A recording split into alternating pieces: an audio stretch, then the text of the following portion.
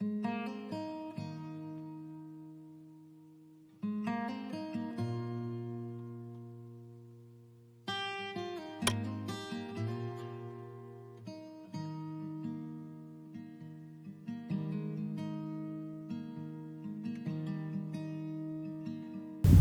dear brothers and sisters in Christ Jesus, wish you all a very happy feast of our Blessed Mother.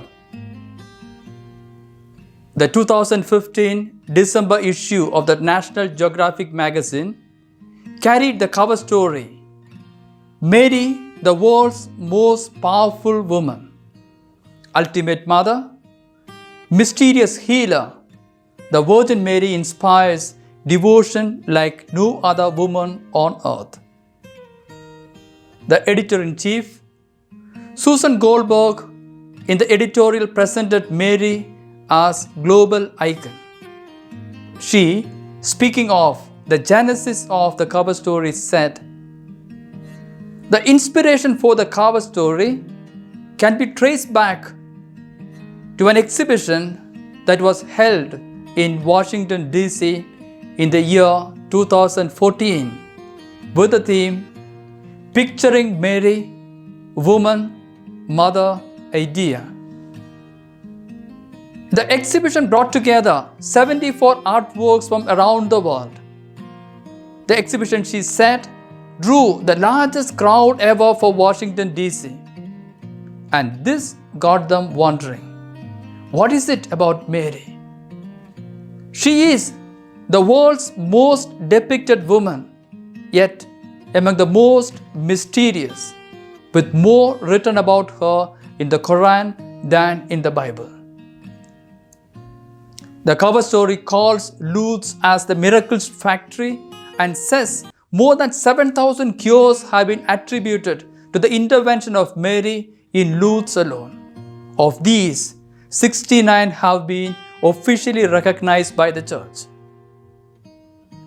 Yes, the Church has always recognized Mary, the humble handmaid, as the most powerful woman on earth. This is, I believe, what we are celebrating in the solemnity of the Assumption of our Blessed Mother. We are celebrating the fact that the Lord Himself has recognized the greatness of Mary and has assumed her body and soul into heaven. That He did not allow the body of Mary to be corrupted by decay.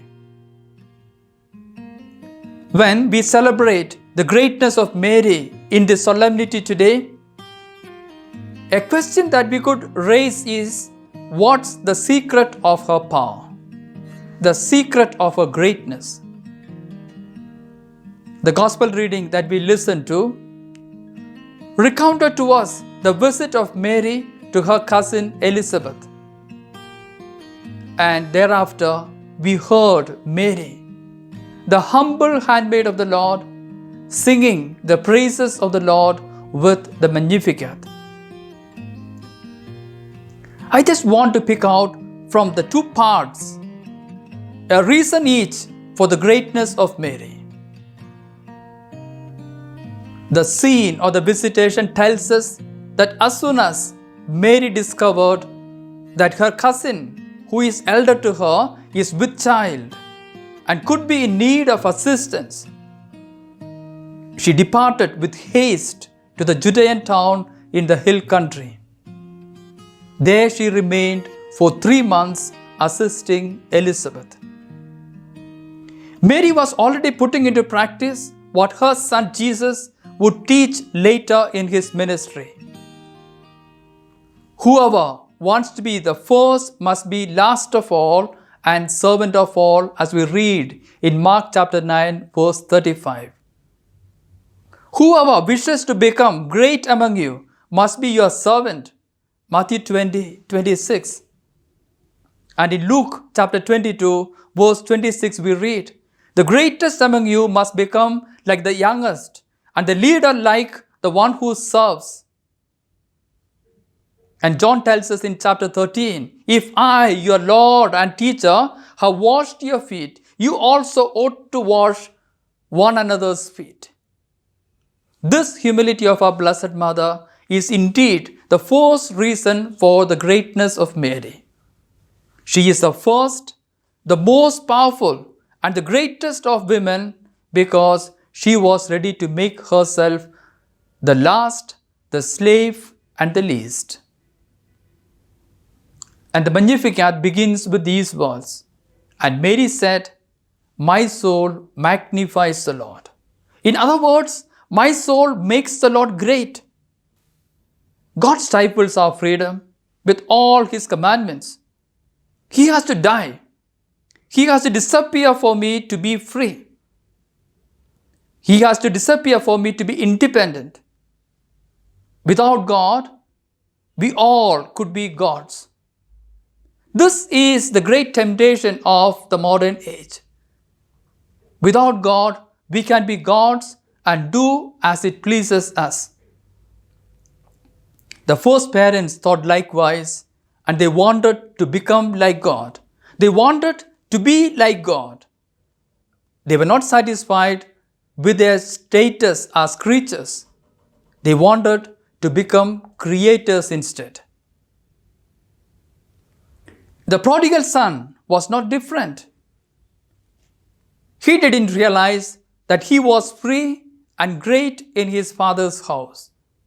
He sold his estate and went off to a distant land to be free, only to realize that in doing so, he had become a slave. The great lesson that Mary teaches us through the Magnificat is, when God disappears, men and women do not become great. Only if God is great, we are great. With Mary, we need to begin to understand this great truth. Mary wanted God to be great in her life. She wanted Him to be the first in her life. She was not afraid that God would encroach on her freedom, that God would be a rival in her life. This is indeed the second reason why Mary is the greatest woman, the most powerful woman. She was ready to magnify the Lord. She was ready to make the Lord great in her life. The solemnity of the Assumption is an assurance to all of us that we too can be great before the Lord.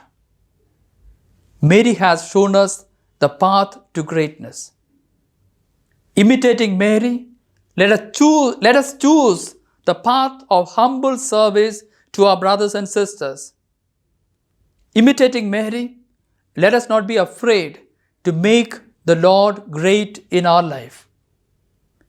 Wish you all once again a very happy feast of our Blessed Mother.